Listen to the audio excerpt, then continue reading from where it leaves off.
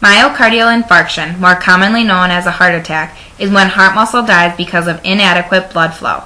The gray circle on the picture is an example of no blood flow causing damage to part of the heart muscle. Coronary arteries supply blood and oxygen to the heart. Blocked coronary arteries cause heart attacks. In this picture, we can see blood starting to clog up this artery and limiting the blood flow. Atherosclerosis is a condition where fatty material, called plaque, builds up on your artery walls.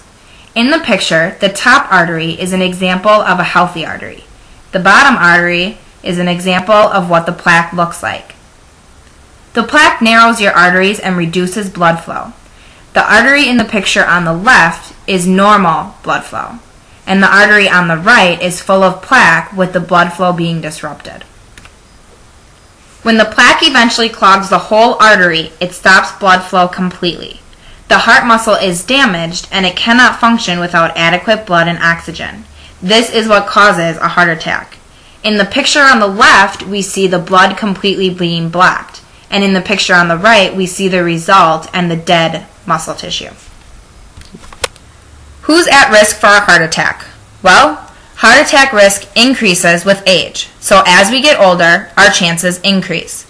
Men also have a greater risk, and people with a family history of heart disease are at greater risk for a heart attack.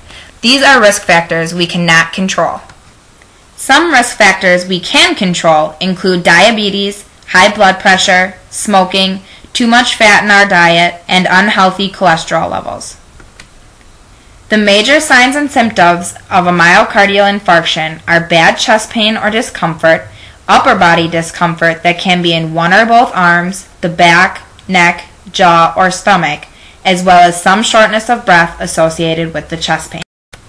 Other things that may occur are nausea and vomiting, lightheadedness, possibly fainting, and a cold sweat. If you are having these symptoms, it is important to call 911. Do not drive yourself to the emergency room. If you have a prescription for nitroglycerin, take it as prescribed. Treatments for a myocardial infarction include angioplasty and stenting. Angioplasty opens up the blocked artery with a catheter that is put in through the femoral artery. Stents can also be put in to help keep the artery open. The picture on the left is an example of a wire stent. When the angioplasty shows severe blockages that a stent will not be enough for, the cardiologist orders what is called a coronary artery bypass graft. This is an open heart surgery where they take a vein or artery from another location in your body and bypass the blockages. The picture on the right shows you what this bypass looks like.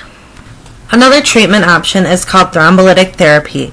These are drugs that are given that try to break up the clot and restore blood flow. These drugs can only be given within 3 hours of the onset of the heart attack and are given if an angioplasty can't be done right away.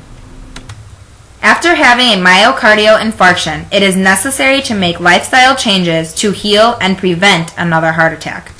The lifestyle changes you will have to make include taking your medications as directed and do not skip any doses. It is also important to maintain a healthy body weight and be active. Build up your activity according to your individual doctor's recommendations. It is also important to adjust your diet. Eat lots of fruits and veggies, eat whole grain and high fiber foods, eat lean protein, limit fatty foods, cut back on salt, and limit your alcohol consumption. It is also important to try to reduce your stress and quit smoking. Smoking constricts our blood vessels, making them even smaller and preventing adequate blood flow. Blood pressure and cholesterol levels are important indicators that could show a pending heart attack. It is important to learn how to monitor them or know where to have them checked, but always record them. Make sure you are aware of your follow-up appointments and go to them. Always remember, it is very important to call your healthcare provider with any questions or concerns.